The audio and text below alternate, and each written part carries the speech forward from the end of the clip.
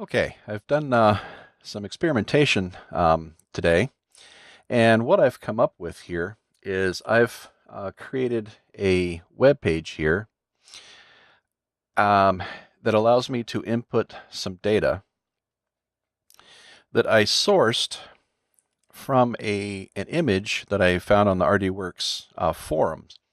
And this guy was actually questioning his milliamp output on his tube. However, it gave me a nice piece of data here to try and experiment with, and I'd like some input from some of other folks to see if this is worthwhile to explore here. So what we have here, he's provided his percentage output over here, and then his milliamp reading over here. Normally, we would use a actual power reading on the tube, but I figured that this is good enough data to start with here. So on the website that I've built here, I've provided 25 reading samples. I mean, I can increase that if need be. What I've done is I've fed in his numerical data here from his chart, for percent of power and then milliamp reading, and that should equate pretty closely to a power output on the tube. And then once it processes that list, it gives you an opportunity to input what you would like to scan a grayscale image at on the laser. So your minimum power and maximum power boxes here. So for right now, we're going to leave that at 10 and 70% until I show you where we're going here.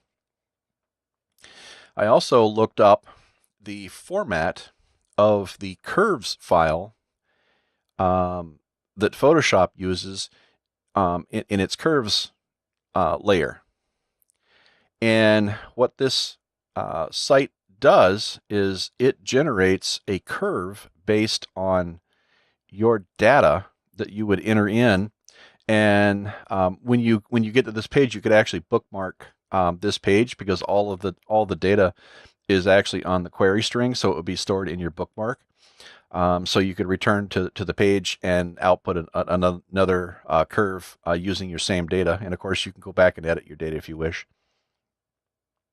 But what this does is it will generate a curves file for Photoshop. So let's load up Photoshop here. And what I've got here is a grayscale image that I ran a gradient across, and then I posterized it so that I have uniform steps all the way across here to experiment with. And what we'll do is we'll use this website to export a curves file based on his data, and then we'll experiment with that in Photoshop. So right here, I'm going to click the curves tool, the adjustment tool, and that's going to bring up our curves palette over here. And basically the way this tool works is it allows you to map an input luminosity to an output luminosity. So right now with this straight line like this, every output is going to equal the same as the input, so that it will make no changes to the image. However, if we adjust a point here, like over here, we can adjust the input value here. It's going to come across and look up on this line whether or not to make it equal, higher or lower than what it got in the first place. So you can see it's beginning to squash it towards the black because we're moving the line up toward the black here. Well, where this comes into play is with that piece of data that I found on the website. It gives me a chart to work with. I don't have my chart drawn up yet, so I can't use mine. So I can't really burn this yet. But here we've loaded his data as a curve in Photoshop here.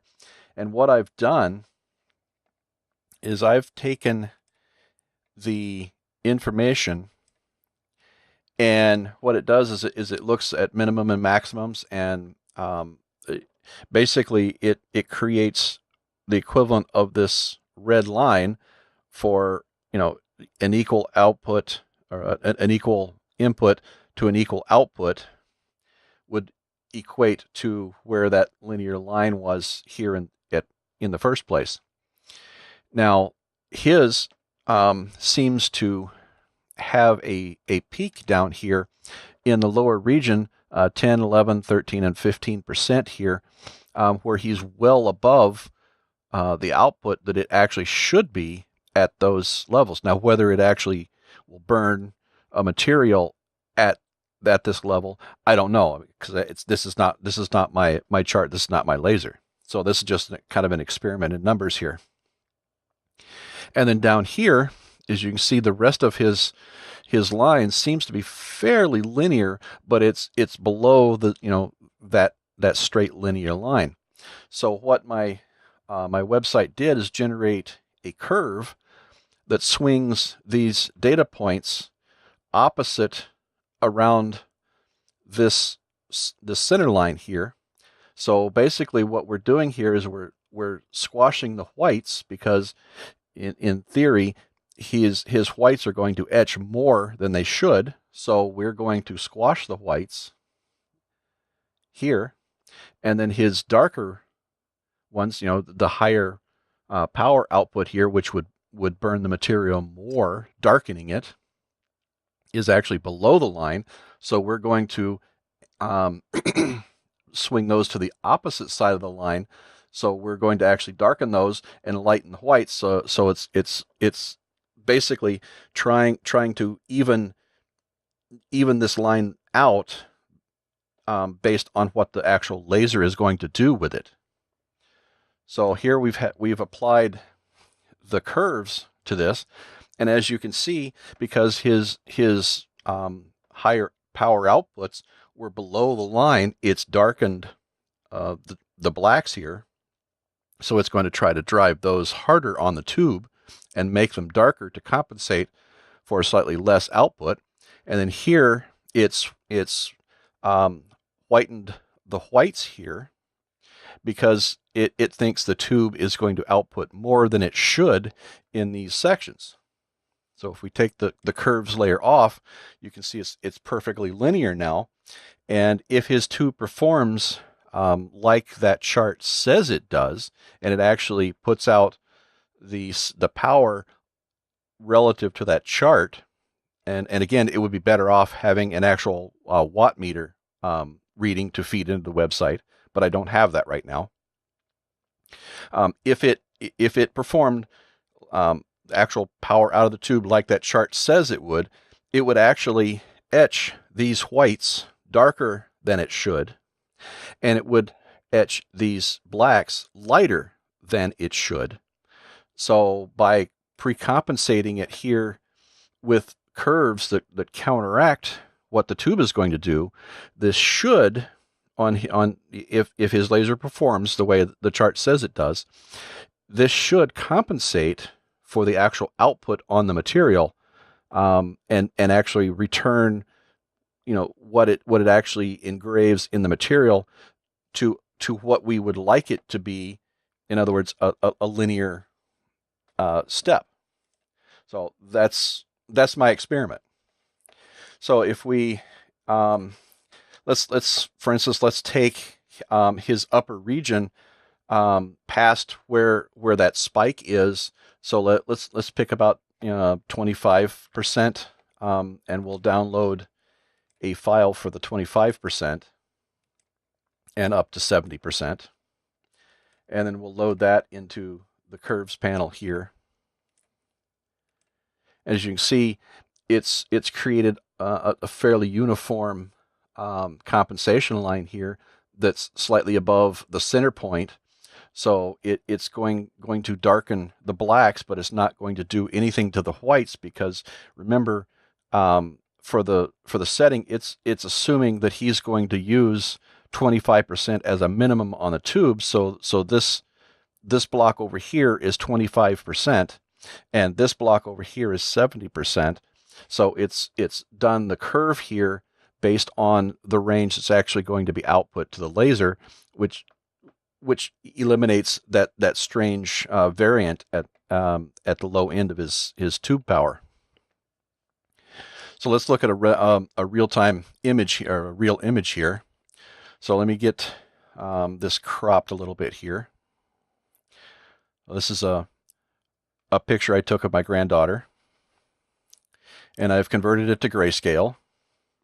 So what we have here is a normal looking black and white image to the human eye, but if we were going to etch this on his laser, again, it would not etch it the same across, the lights here and the lights in the hair and the darks here and the darks here in the trees. They would be out of whack because of what his laser is going to do based on the power output.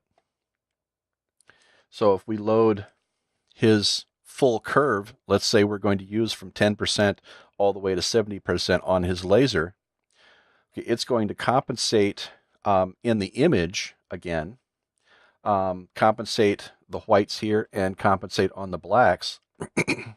So here's the original image, and then here's the compensated image. So you can see it's darkened the dark areas here so that they will burn darker to match, and it's lightened some of the lights here, but it's actually left the areas that where it was close to linear here, it left those alone.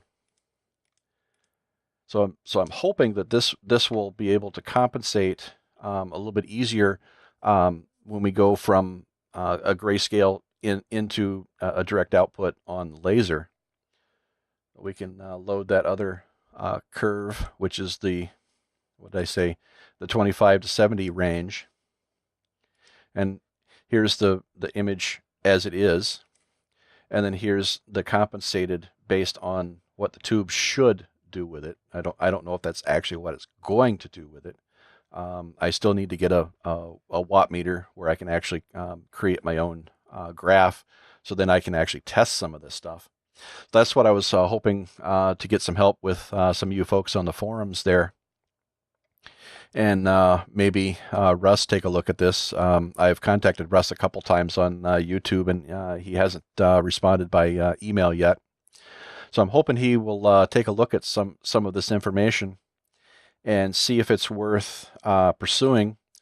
Like I said, this is a website that is live. It's up on my website. I'll put the link in the description below, so you guys can generate your own chart and see what you guys think. Those of you who have an actual power chart on your meters, or on your lasers. So, thanks for watching.